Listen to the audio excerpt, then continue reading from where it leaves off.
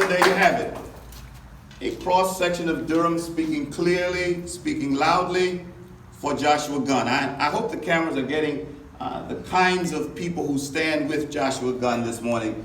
The clergy, business people, we come in this morning. His fraternity stands with him. Alpha Phi Alpha Fraternity Incorporated is here to say that we stand, yes, we stand with Joshua Gunn, retired clergy, active clergy. We come this morning to say he is a product of Durham. He represents an opportunity to shift the climate, the political climate of Durham.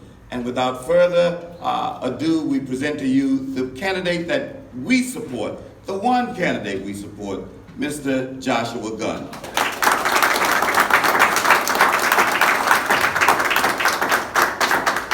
Good morning. Thank you all for coming. Thank you to Durham Clergy United. Thank you to Pastor Washington, Pastor Davis, Pastor Carricker. Thank you to Omar Beasley and to Sheila Huggins for your kind words. And thank you all, members of the press and all of the people of Durham that are here together with us at this very crucial juncture in our city. As you've heard today, we are in a crisis in Durham. We are experiencing a crisis of public safety. We are experiencing a time in Durham that unfortunately reminds me of my childhood in the 90s here in Durham when people would jokingly refer to Durham as the murder capital of North Carolina. When I was a kid, I thought that the first thing that I would do when I had the opportunity was leave Durham because I didn't want to grow up in the murder capital. And unfortunately, in 2019, we have children who were very much like me who feel like they may be growing up in a murder capital. We had, as Pastor mentioned, 9 shootings over 30 hours in our city over the past 2 days. We had 2 homicides in 1 day, in 16 hours. We have gun violence that is out of control, and we have a council who has decided to continue to tell us, in spite of what we see and what we know and what we see on the news every day, that we are safer now than we were before. I sat at a candidate forum yesterday and heard the incumbents tell us that murder and homicide in our city is on a downward trend. But if you look at the data, we are actually headed upward. We had 28 homicides in 2017, 34 in 2018, already 37 in 2019. That is not a downward trend. That is an upward trend. And anybody who knows simple math can see that. There's a lot of smoke and mirrors in politics, but I stand before you to be honest with you, with the people of Durham. We are in a crisis of public safety, and it will require all of us to first admit that, and secondly, commit to making our city safe for our families and for our children and for the future of Durham. I'm committed to that, which is why I've consistently said I would support our law enforcement agency and Chief Davis in giving them the resources that they need. Earlier this year, our city council voted against properly resourcing our law enforcement, in spite of the fact, even if you put the crime statistics aside, we're growing by 13 people a day. That means thousands of people are moving to this community each year, and that means that we need to properly resource all of our city departments to respond to that growth. And that includes the police department. But if you juxtapose those numbers with the rise in violent crime that we're experiencing, the death of children in our community, the death of teenagers in our community, the vast amount of poverty that exists in our community, we need a change. We have 50,000 people in Durham today in poverty. 15,000 of those people are children. The vast majority of those people in poverty are women, and 1 out of every 2 people in poverty in Durham is a black person.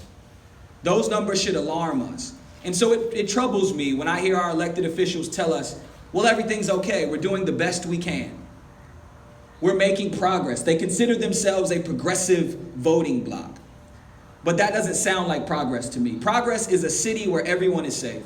Progress is a city where everyone can have an opportunity to meet their basic needs. And I recognize that poverty exists in every community. But that doesn't mean we have to just sit on our hands and say this is the best we can do. That 50,000 people represents 20% of our population. That number is higher than the poverty rate in the state of North Carolina and drastically higher than the poverty rate in the United States of America. That is unacceptable in our community. So I'm standing up today, and I'm proud to be standing with you all because I believe that better is possible in Durham. When I was a young boy, I wanted to be a basketball player. Before I should have looked at my dad and realized he's 5'9", so I'd probably be 5'9" myself. And basketball probably wasn't in my future, but I persisted nonetheless. And I would sit in my backyard and shoot basketball to the wee hours of the evening, at least until it was too dark for me to see. And I would try to make 100 shots in a row. Never quite did it, but I would make, say, 50 shots. And I go inside, I tell my dad, I'm feeling really good about myself. I say, you know, I hit 50 shots today, Dad. I'm feeling really good. I'm going to go shower and play video games the rest of the night. And he says, well, that's nice, son. He said, but do you think you could do better? I said, I don't know. Maybe. I could maybe do better if I practice more. He was like, exactly. If you practice more. Or I would bring home a report card and I'd have mostly B's and I feel good. I got B's, 3.0 GPA, and I'm feeling really good. And I would get in trouble for those B's. And it would break my heart. I say, Dad, I'm trying. And my dad knew that I was a smart kid and that if I just applied myself, I could do better. And every time one of those instances would happen, my dad would leave me with a simple quote. He would say, if better is possible, good is not good enough. I think we have good leadership in our community, and I think they are well-intentioned. But there's a difference between intention and impact. It's one thing to have good intentions, but if you're not in authentic relationship with the communities that you serve, those intentions will fall short when it comes to impact. We have to be in authentic relationship with the people that need us in our community and prioritize the needs of the most vulnerable in our city first. Yeah, we're doing some great things in Durham, but we can do better. So if you believe that better is possible, I encourage you and I ask you to stand with me and with all of the people of Durham as we fight for change in our city.